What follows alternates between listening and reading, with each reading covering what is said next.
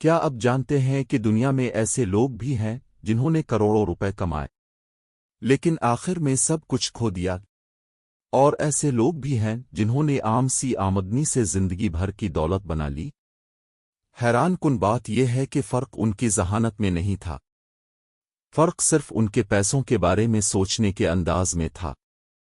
اگر آپ جاننا چاہتے ہیں کہ آخر دولت بنانے کا وہ راز کیا ہے جو زیادہ تر لوگ پوری زندگی نہیں سمجھ پاتے، تو اس ویڈیو کو آخر تک ضرور دیکھیں، کیونکہ شاید یہ آپ کی مالی زندگی ہمیشہ کے لیے بدل دے۔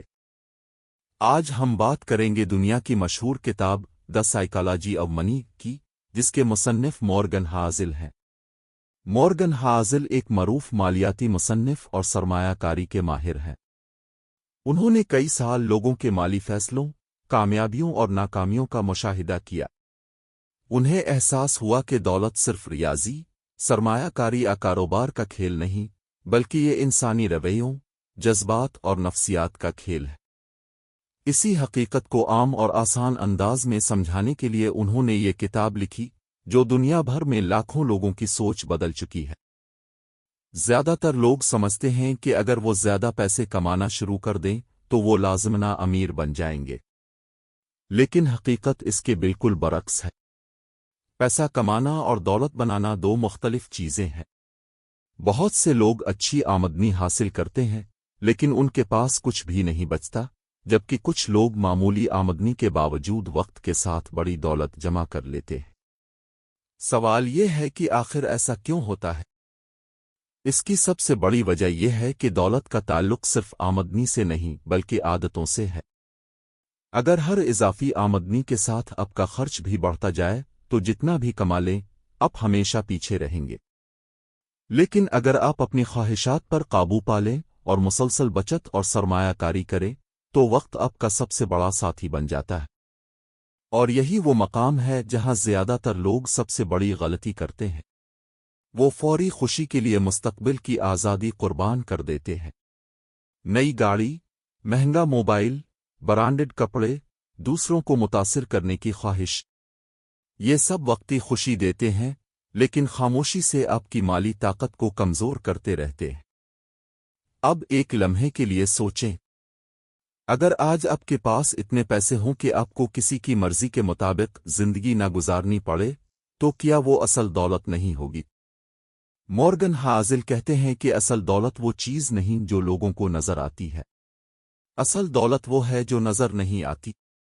بینک اکاؤنٹ میں موجود رقم، سرمایہ کاری، اور وہ آزادی جو آپ کو اپنے فیصلے خود کرنے کا اختیار دیتی ہے۔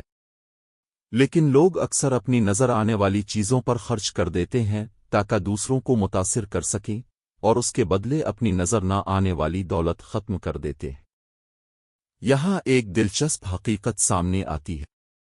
جب آپ کسی امیر شخص کو دیکھتے ہیں تو آپ کو اس کی گاڑی نظر آتی ہے، گھر نظر آتا ہے، گھڑی نظر آتی ہے، لیکن آپ کو وہ سرمایہ نظر نہیں آتا جس سے اس نے یہ سب خریدا۔ اور اکثر لوگ اسی نظر آنے والی چیز کی نقل کرتے کرتے اپنی مالی زندگی خراب کر لیتے ہیں۔ اب سوال یہ ہے کہ کیا زیادہ علم رکھنے والے لوگ ہمیشہ مالی طور پر کامیاب ہوتے ہیں؟ کتاب کا جواب ہے ہرگز نہیں۔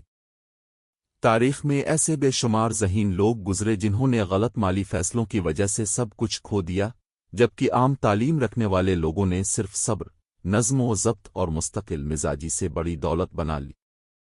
اس کا مطلب یہ ہے کہ مالی کامیابی کا تعلق آئی کیو سے کم اور رویے سے زیادہ ہے۔ یہی رویہ ہمیں اگلا حیران کن راز سکھاتا ہے۔ دنیا کی سب سے طاقتور طاقت صرف کمپاؤنڈ انٹرسٹ نہیں بلکہ وقت ہے۔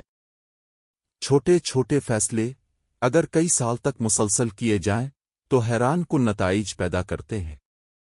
روزانہ تھوڑی بچت، مستقل سرمایہ کاری اور صبر، یہ تین چیزیں مل کر وہ دولت پیدا کر سکتی ہیں جسے لوگ قسمت سمجھتے ہیں۔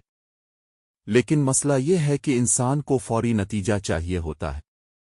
جب چند مہینوں میں بڑا فائدہ نہیں ہوتا تو وہ ہار مان لیتا ہے۔ کامیاب لوگ وہ ہیں جو وقت کو اپنا ساتھی بناتے ہیں، دشمن نہیں۔ اب ایک اور سوال، اگر دو لوگ ایک جیسی سرمایہ کاری کریں تو کیا دونوں ایک جیسے نتائج حاصل کریں گے؟ ضروری نہیں، کیونکہ قسمت اور حادثات بھی زندگی کا حصہ ہے۔ بعض اوقات ایک چھوٹا سا موقع کسی کی پوری زندگی بدل دیتا ہے، جبکہ ایک غلط وقت پر لیا گیا فیصلہ سب کچھ بدل سکتا ہے۔ اسی لیے ہمیں دوسروں کی کامیابی یا ناکامی کو دیکھ کر جلدی فیصلہ نہیں کرنا چاہیے، کیونکہ ہمیں ان کی پوری کہانی معلوم نہیں ہوتی۔ یہ سوچ انسان کو عاجزی بھی سکھاتی ہے اور صبر بھی۔ اسی طرح سرمایہ کاری میں سب سے بڑا ہتھیار ہر وقت صحیح ہونا نہیں، بلکہ زیادہ عرصہ کھیل میں موجود رہنا ہے۔ اگر آپ ایک ہی غلط فیصلے سے مکمل طور پر ختم ہو جائیں تو آپ مستقبل کے تمام مواقع بھی کھو دیتے ہیں۔ اسی لیے دانشمند لوگ ہمیشہ اپنے لیے حفاظتی مارجن رکھتے ہیں تاکہ مشکل وقت میں بھی سفر جاری رہے۔ اور یہی ہمیں ایک اور حیرت انگیز حقیقت کی طرف لے جاتا ہے۔ بہت سے لوگ دولت اس لیے نہیں چاہتے کہ انہیں واقعی اس کی ضرورت ہوتی ہے، بلکہ اس لیے چاہتے ہیں کہ لوگ انہیں کامیاب سمجھیں۔ لیکن دلچسپ بات یہ ہے کہ زیادہ تر لوگ آپ کے بارے میں اتنا سوچتے ہی نہیں جتنا آپ سمجھتے ہیں۔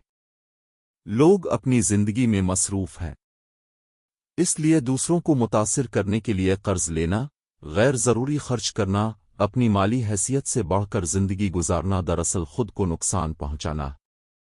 اصل کامیابی وہ ہے جب آپ سکون سے سو سکیں، نہ کہ لوگ آپ کو کامیاب سمجھیں۔ مورگن ہازل ایک اور اہم بات کرتے ہیں کہ ہر انسان کا مالی سفر مختلف ہوتا ہے۔ جو فیصلہ کسی اور کے لیے درست ہے، ضروری نہیں کہ وہ آپ کے لیے بھی درست ہو۔ اس لیے دوسروں کی سرمایہ کاری یا کامیابی کو اندھا دھند نقل کرنے کے بجائے اپنی صورتحال، اپنی عمر، اپنی ذمہ داریوں اور اپنے مقاصد کے مطابق فیصلے کرنا ہی دانشمندی ہے۔ آخر میں کتاب ہمیں ایک ایسا سبق دیتی ہے جو شاید پوری کتاب کا خلاصہ ہے۔ پیسہ زندگی کا مقصد نہیں، بلکہ آزادی کا ذریعہ ہے۔ ایسی آزادی کہ آپ اپنا وقت اپنی مرضی سے گزار سکیں، اپنی پسند کے فیصلے کر سکیں، اپنے خاندان کے ساتھ وقت گزار سکیں اور کسی مجبوری کے بجائے اپنی خواہش کے مطابق زندگی گزار سکیں۔ اگر پیسہ آپ کو صرف مہنگی چیزیں خریدنے کی طاقت دیتا ہے، لیکن سکون، وقت اور آزادی نہیں دیتا، تو وہ حقیقی دولت نہیں۔ اس لیے آج سے صرف زیادہ کمانے کا نہیں، بلکہ بہتر سوچنے کا فیصلہ کریں۔ اپنی خواہشات پر قابو رکھیں، مستقل بچت کریں، لمبے عرصے کا نظریہ اپنائیں، دوسروں سے مقابلہ کرنے کے بجائے اپنے مستقبل میں سرمایہ کاری کریں اور وقت کو اپنا سب سے بڑا ساتھی بنائیں۔ کیونکہ آخر میں امیر وہ نہیں ہوتا جس کے پاس سب سے زیادہ پیسہ ہو، بلکہ وہ ہوتا ہے جس کے پاس اپنی زندگی اپنی مرضی سے گزارنے کی سب سے زیادہ آزادی ہو۔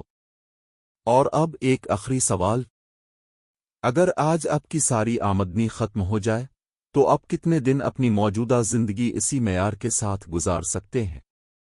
آپ کا یہی جواب بتائے گا کہ آپ صرف پیسہ کما رہے ہیں یا واقعی دولت بنا رہے ہیں۔